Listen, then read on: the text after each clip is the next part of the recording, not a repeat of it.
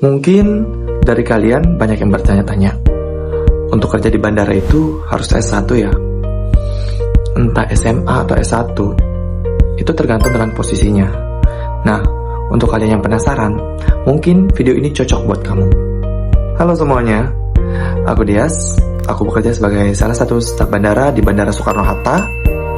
Nah, di sini aku mau share tips untuk masuk kerja di bandara.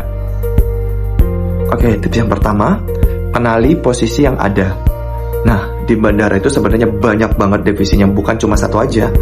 Ada check-in counter, admin and operational, APSEC atau aviation security, customer service, ground handling, dan masih banyak lagi. Nah, di salah satu ini, kalian harus pilih minat dan skill kalian di mana. Setelah kalian cari tahu, kalian harus kembangin dan ini posisinya seperti apa dan kerjanya sebagai apa. Lalu kalian bisa belajar lebih dalam di posisi seperti ini. Begitu. Tips yang kedua, lengkapi syarat dasar. Nah, syarat dasar itu seperti apa ya? Nah, umumnya syarat dasar yang dibutuhkan di sini tuh tinggi dan berat badan, sehat jasmani dan rohani, pendidikan minimal SMA atau S1 fresh graduate, dan komunikasi yang baik.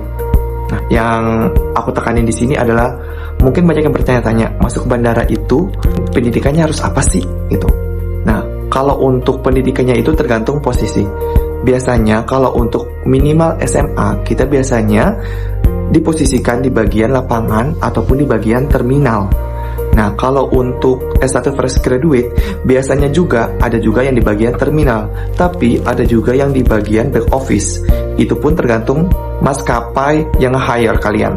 Nah, dan yang kedua yang aku tenganin di sini adalah komunikasi. Komunikasi di sini adalah komunikasi yang baik, karena kita di sini bertemu dengan banyak banget penumpang dari berbagai negara. Kita harus menangani permasalahan mereka.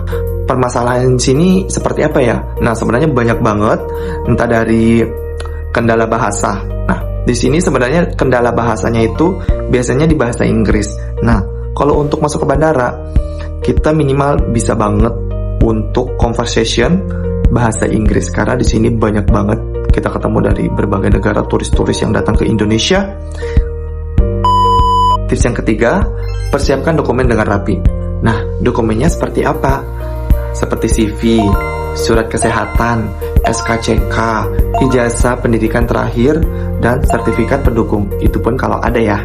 Nah, di sini untuk dokumennya harus tersusun rapi, biar terkesan profesional. Selain dokumen juga penampilan. Penampilan harus selalu dijaga, harus rapih, karena kita di sini mau melamar kerja, bukan main-main. Tips yang keempat, latihan interview. Nah, biasanya kalau untuk di dunia aviasi, saat interview itu mungkin yang sering banyak ditanya itu, yang pertama, kenapa mau kerja di bandara? Yang kedua, apa kamu siap untuk kerja shift di hari libur? Yang ketiga, cara menghadapi penumpang yang komplain.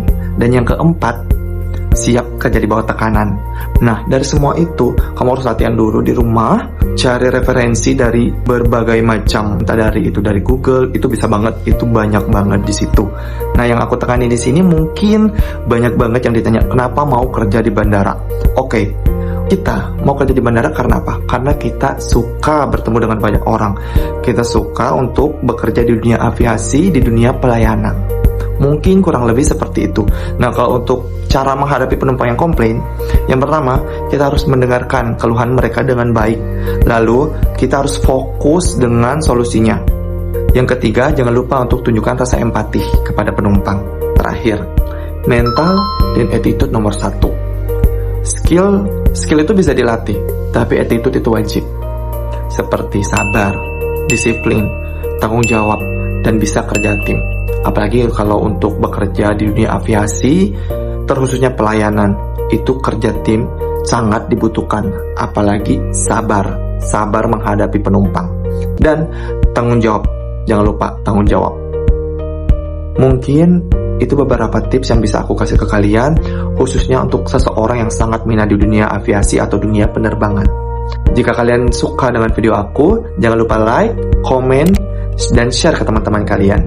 Untuk video-video berikutnya, kalian bisa komen di kolom komentar, dan see you di next video. Bye-bye.